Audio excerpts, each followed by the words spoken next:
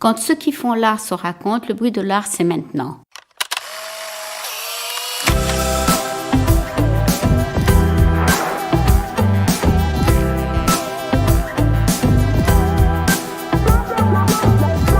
Nous sommes Florian Champagne et Victoria Le Bolloc-Salama et aujourd'hui, c'est Imane Fares qui nous reçoit dans sa galerie, située rue Mazarine dans le quartier de Saint-Germain-des-Prés à Paris. Imane Fares est une galeriste d'une 50aine d'années. Passionnée de cinéma, c'est son attrait pour la vidéo d'artiste qui la pousse à ouvrir sa galerie en 2010. D'origine libanaise, née au Sénégal et basée à Paris, elle décide de consacrer sa galerie à la représentation de la scène artistique d'Afrique et du Moyen-Orient. Collectionneuse et galeriste, Imane Fares est avant tout une femme d'engagement. Ce qui compte pour elle, c'est l'indépendance de son goût, de ses jugements, de nouer un contact intuitif et personnel avec ses artistes. Elle est aujourd'hui assistée au quotidien par Lina Jeanne, qu'elle évoque au cours de l'interview. Dans cet entretien, Imane Fares revient sur son parcours, nous explique son approche engagée du métier de galeriste et nous parle aussi du travail de Basma El Sharif, artiste dont elle présente l'exposition 24/7 jusqu'au 20 juillet 2019. Bonjour Imane. Bonjour Imane. Bonjour Victoria, bonjour Florian.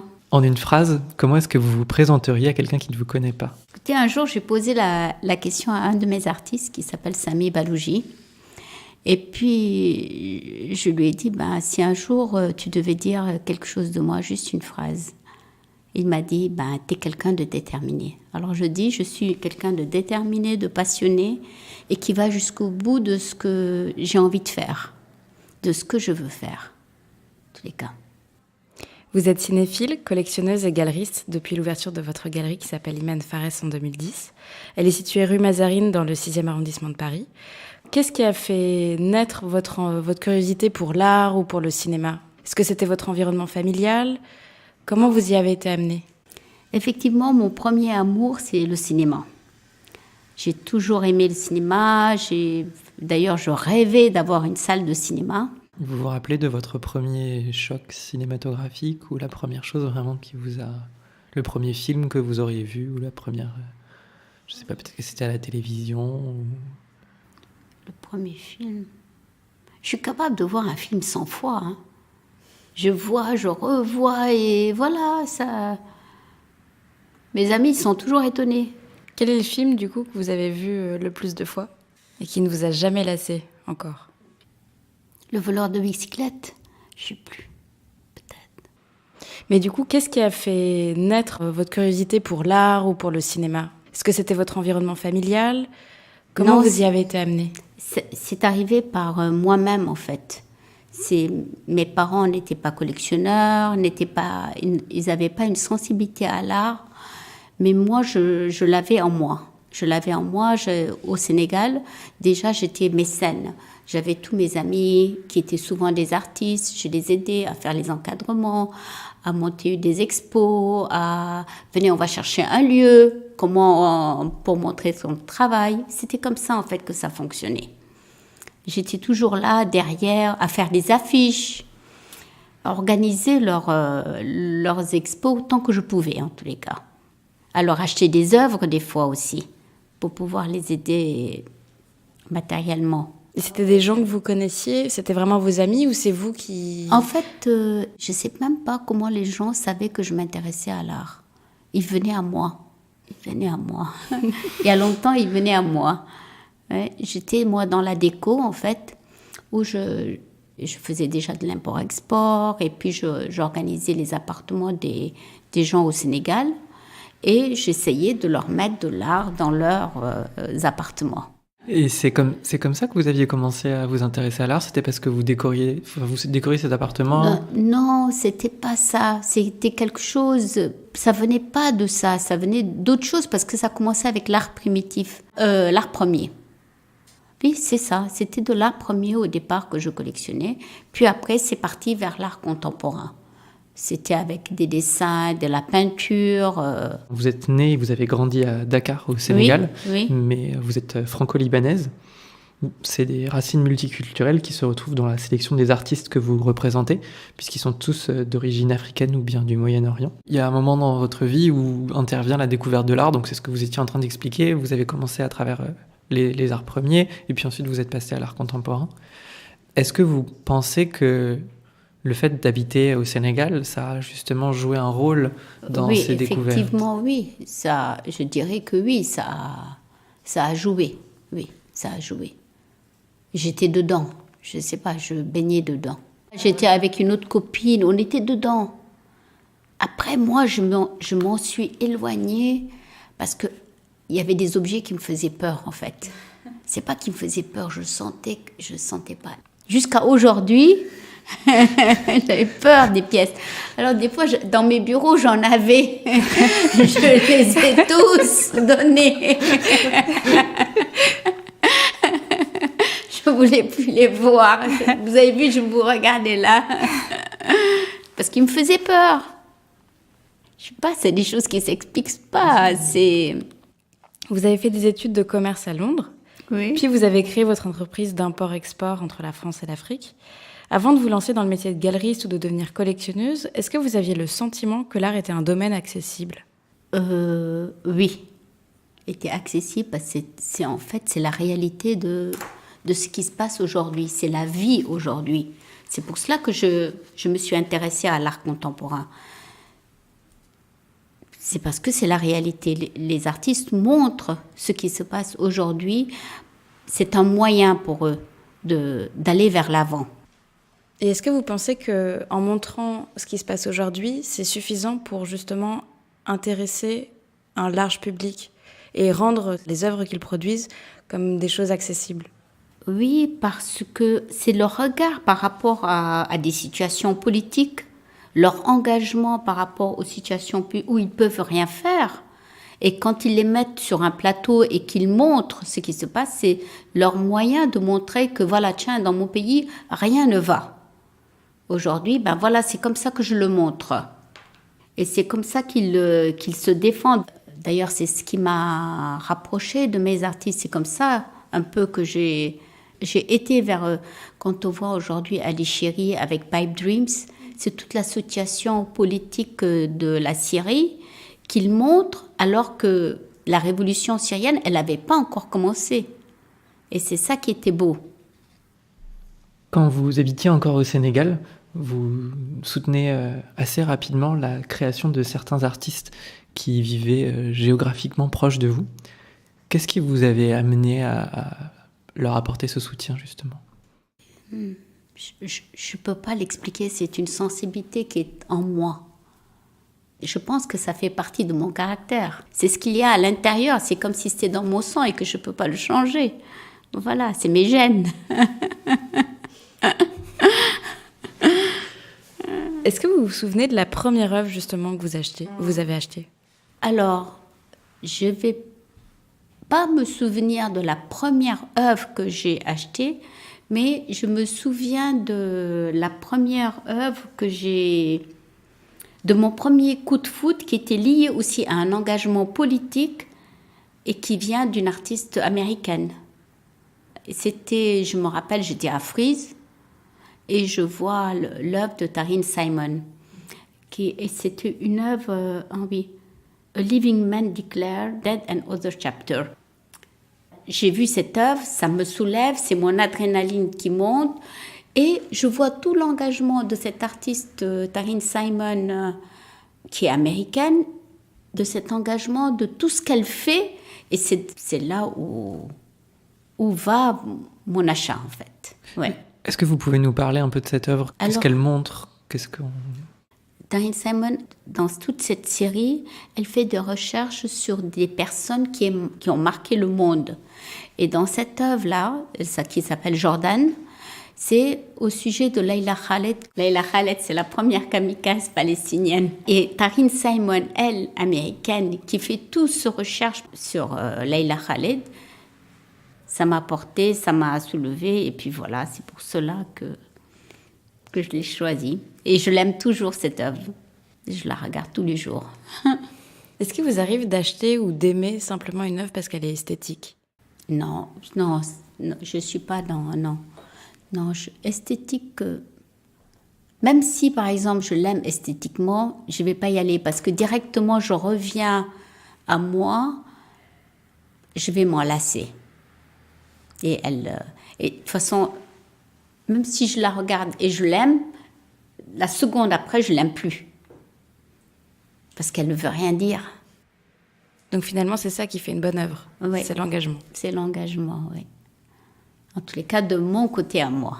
Voilà. Chacun avec son... Et j'accepte que chacun ait sa vision, chacun... Voilà. J'accepte la vision de chacun, oui. Est-ce que vous pouvez nous raconter comment est-ce que vous en êtes venu à créer la galerie Iman Fares en 2010 ? Moi, bien avant 2012, j'ai toujours eu envie d'avoir la galerie. Et il y a des jours où j'en avais envie, il y en avait d'autres, pas. Parce que, bon, voilà, j'avais peur de devenir comme tout le monde. Et alors que tout ce qu'il fallait, c'est que je ne m'éloigne pas de moi, que je sois moi-même et que je reste moi jusqu'au bout, qui je suis. Qu'est-ce que ça aurait été de devenir comme tout le monde ? Je ne sais pas, je ne veux pas savoir. Donc vous n'êtes pas devenu comme tout le monde. Non. Un jour, j'ai un artiste, c'est un ami à moi, Romuald Azoumé. Et j'avais été le voir au Bénin. Il fait les masques à base des bidons de pétrole. Et puis il me dit, mais pourquoi tu veux ouvrir une galerie ? Mais tu sais, les artistes, ça fait ça boit, ça fume, ça... Et je le regarde, je lui dis, mais toi, tu bois pas, tu fumes pas, et pourquoi tu veux pas que j'ouvre une galerie ? Et puis il me dit, en plus, tu vas changer. J'ai dit, ah bon, je vais changer ? Comme ça, tu as décidé que je vais changer. Je lui dis, non, on verra bien comment... Et puis, il y a moins d'un an, il y a moins d'un an, il m'a appelé. Il me dit, quand même, Iman, je veux te dire quelque chose. Non seulement tu n'as pas changé, mais tu es devenu mieux qu'avant. Je dis, bon, ça va alors.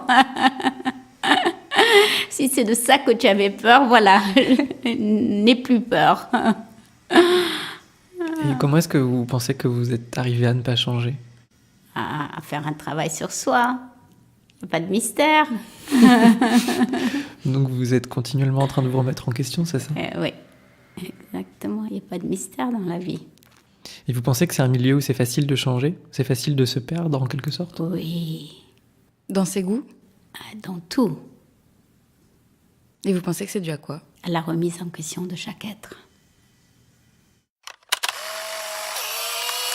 Là où est située la galerie aujourd'hui, c'était la galerie avant de Valérie Schmitt, qui était aussi galeriste. Est-ce qu'elle vous a aussi montré ou donné envie de vous lancer ? Oui, c'est un personnage, Valérie Schmitt. Hein. Bon, déjà, c'est grâce à elle. Si elle ne me l'avait pas vendue, je ne pense pas que je l'aurais eu aujourd'hui. La galerie, quand même, c'est juste en face de chez moi. Voilà, c'est mon quartier. C'est un endroit... Et je dois la remercier tous les jours. Merci Valérie. Grâce à elle, j'ai pu ouvrir cette galerie. Et puis, en fait, je venais tous les jours la voir, hein, parce qu'elle est restée 2 ans dans la galerie. Et puis, je venais souvent la voir parce qu'elle voulait m'apprendre le métier. Elle voulait m'apprendre à avoir l'œil. C'est elle qui me disait, il faut voir l'expo, il faut apprendre, il faut que l'œil travaille tous les jours. Ouais. C'est une femme exceptionnelle. En fait, la galerie, depuis 1950, elle était en sa possession. Et après, moi, je suis arrivée en 2008, j'ai acheté la galerie. Et 2010, elle m'a donné les clés. Je l'ai laissée 2 ans à l'intérieur. C'est une femme, elle est remarquable. Elle a ses idées, Même si j'avais déjà acheté la galerie, il fallait tous les jours que je vienne la voir. Je ne sais pas pourquoi. Ne me posez pas de questions, je ne sais pas, mais il fallait que je vienne. C'est comme si je devais accomplir un travail tous les jours. Et puis, elle sentait bien les gens. Quand elle me voyait avec quelqu'un qu'elle n'aimait pas, non, celui-là, non, c'est pas bon pour vous. Elle avait raison ? Et avec le temps, je me rendais compte qu'elle avait raison. Est-ce que pour vous, selon votre conception des choses, le métier de galeriste, c'est un métier engagé ? Oui, c'est un métier où on s'engage, oui. On s'engage personnellement, on s'engage avec l'artiste, on s'engage avec le travail de l'artiste. Et après, c'est toute une vie. C'est comme quand on se marie, on s'engage.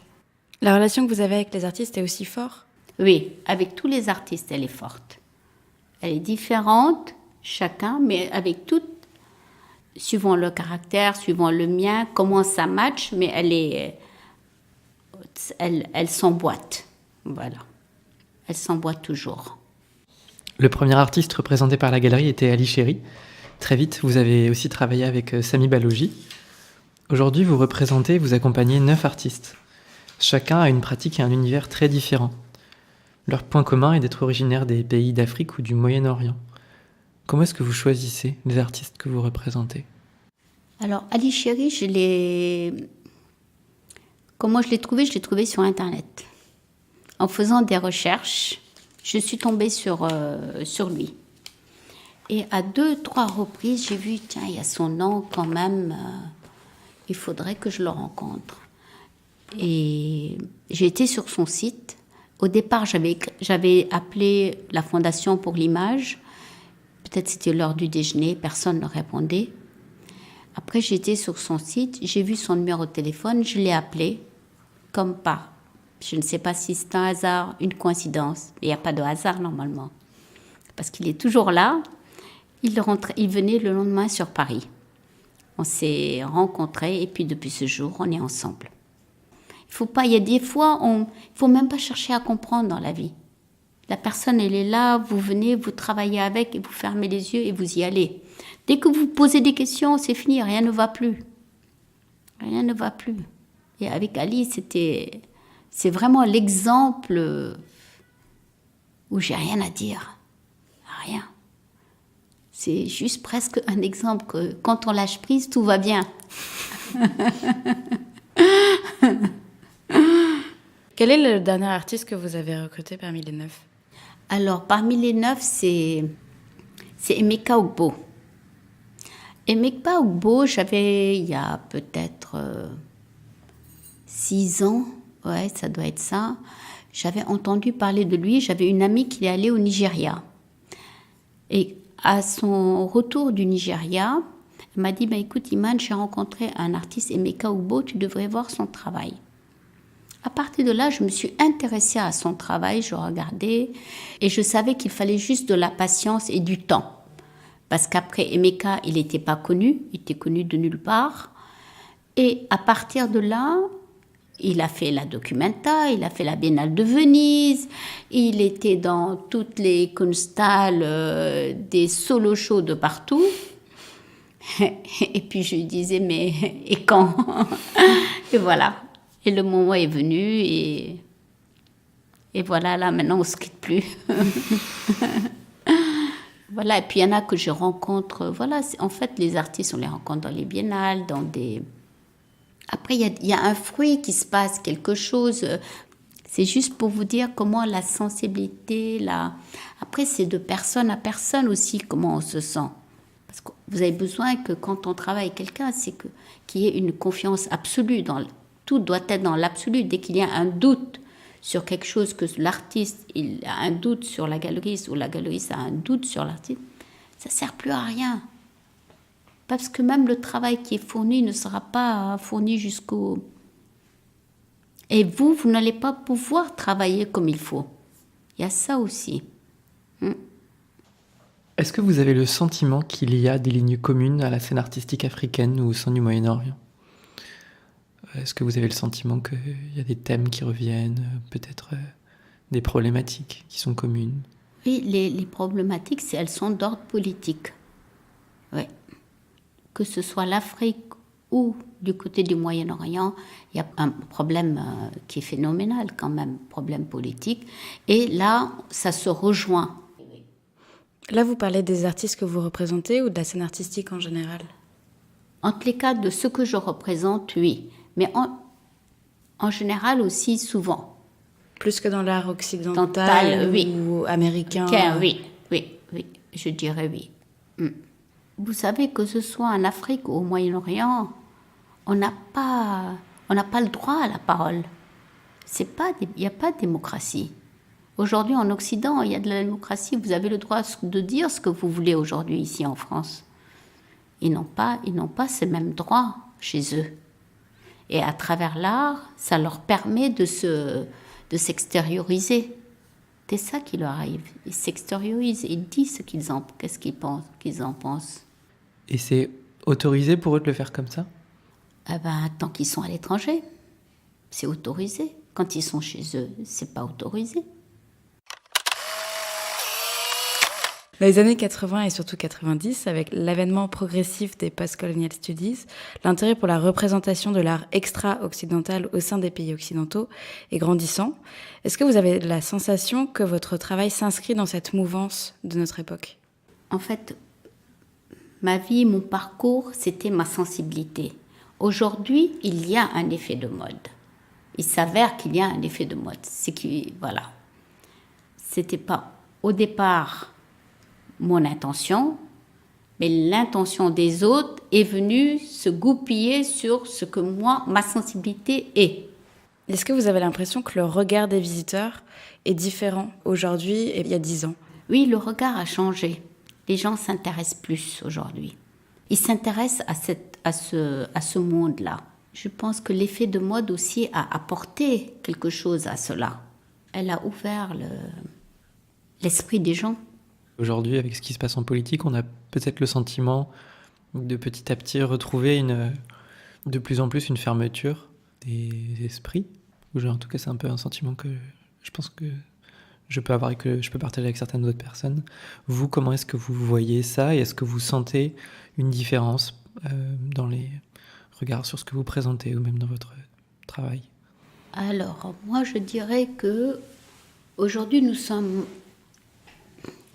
on est mené par une autre sphère qui est encore plus que la politique, on est dans la sphère de l'argent. Ok ? Il y a une sphère qui est au-dessus de tout le monde et elle nous gère tous. C'est comme ça, vaut mieux en rire et faire son travail. C'est tout, qu'est-ce que vous voulez qu'on fasse ? C'est vrai qu'aujourd'hui, il y a une fermeture d'esprit, mais c'est la peur. C'est la peur. Ils se renferment sur eux-mêmes. C'est la peur qui les enferme. Ils ont peur du lendemain. Ils ont la peur du manque, les gens, la peur de ce qui va se passer. Alors, au lieu d'étendre l'énergie de l'amour et de dire ben tiens, tout va bien, on va s'entraider, on va travailler, on étend l'énergie de la peur. Et tout le monde a peur. Vous, ça c'est quelque chose que vous ressentez au niveau du public de la galerie ou des gens qui vous entourent, des gens que vous voyez, ou vous pensez que vous êtes peut-être encore privilégié, si on peut dire ça ? Moi, je suis quelqu'un de privilégié. Dieu merci. Tous les matins, je lui dis merci. Je lui dis, mais je suis privilégiée aussi par mon caractère, par qui je suis. Moi, je peux crever à l'instant, mais je m'en fous. Mais c'est tout. La vie, elle va pas s'arrêter à moi. Et ne serait-ce que par ça, je suis une privilégiée. De ne pas penser comme tout le monde, de vivre chaque instant. De vivre chaque instant. Parce que si on doit commencer à se faire de soucis, demain, il se passe quelque chose, et la galerie, et tel truc, et je vais jamais avancer. Vaut mieux que j'avance. Chaque chose au moment. Vivre chaque moment pleinement et vivre jusqu'au bout. C'est comme quand on fait un travail, allez jusqu'au bout de votre travail. Et tout ira bien. Au moment où vous vous inquiétez pas, tout ira bien. C'est ce que je dis du matin au soir. Je rabâche dans la tête de Lina et elle n'arrête pas. Je rabâche dans sa tête.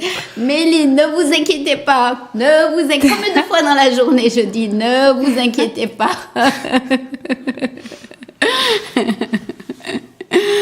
Mais c'est ça. Tout le privilège est là.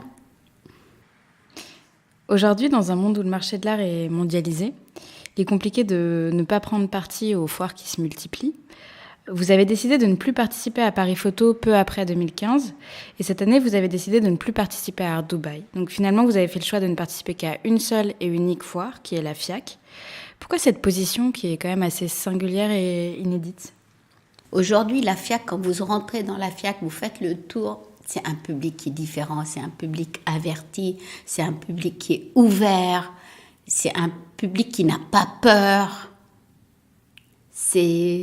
On sent qu'ils sont intéressés. Ce que vous ne retrouvez pas dans les autres foires? Alors, on est loin de retrouver ça à la foire de Dubaï, parce que la foire de Dubaï, c'est le public de l'esthétique, c'est le public de la déco.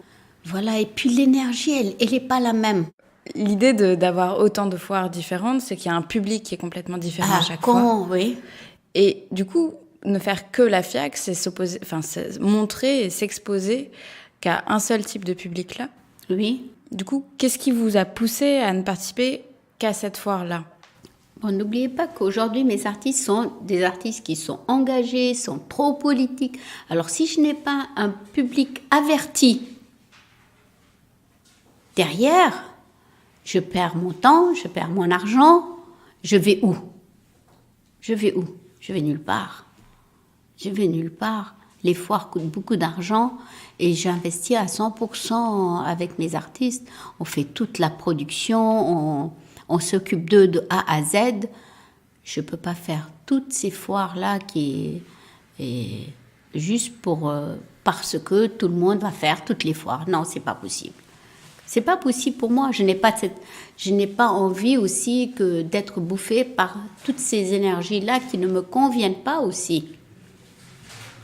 Aujourd'hui, à la FIAC, j'ai trouvé comme une petite maison à l'intérieur et que j'arrive à montrer mes artistes. Et puis, voilà, et puis je les vois, ils viennent... Ça fait 2 ans, je vois le public quand il vient sur le stand Voilà, ils sont intéressés. Ils arrivent, ils sont intéressés, ils sont à l'écoute. Ce qui n'est pas le cas ailleurs, non. Quel conseil est-ce que vous donneriez à quelqu'un qui aimerait découvrir l'art contemporain, mais qui ne saurait pas par où commencer? D'écouter son cœur et d'ouvrir ses yeux. Vous savez, un jour, j'étais sur la foire de Dubaï. Et puis, il y a un Saoudien qui vient me voir. Il est venu me voir, puis il m'a dit, voilà, j'ai de l'argent et j'aimerais collectionner, mais je ne sais pas comment. Je l'ai regardé comme ça, je lui ai mis la main sur le cœur et je lui ai regardé les yeux. Je lui ai dit, regardez, vous faites le rapport. Vous avez votre cœur, vous avez les yeux. Vous faites comme ça, aller, retour, les yeux. Et que jamais ça vienne là, parce qu'au moment où ça vient là, plus rien ne va. Là, c'est le cerveau. Il m'a regardé. Il s'est dit, peut-être que j'étais folle. Il est parti. Je n'ai même pas essayé de lui vendre. Et vous pensez qu'il vous a écouté? Je ne sais pas. S'il m'a écouté, c'est tant mieux pour lui. Quelles sont les prochaines actualités pour la galerie Iman Fares? On fait le solo show de Basma Al-Sharif, qui est une artiste palestinienne, qui vit actuellement au Caire, qui va bientôt avoir un bébé, peut-être aujourd'hui ou demain, je ne sais pas. On attend impatiemment. Et c'est tout un peu sur le capitalisme aujourd'hui, sur tout ce monde. Iman, merci de vous être raconté, d'avoir fait entendre votre voix au milieu du bruit. On peut retrouver l'actualité de la galerie sur le site internet ou sur Instagram. Si vous voulez soutenir le bruit de l'art, n'oubliez pas de mettre des petites étoiles et des commentaires sur Apple Podcast. Merci également à celle et à celui qui a pris du temps pour partager ce moment avec nous. Nous revenons bientôt. D'ici là, pour ne rien rater, retrouvez toute l'actualité du bruit de l'art sur Instagram et Facebook et sur notre site lebruitdelart.fr.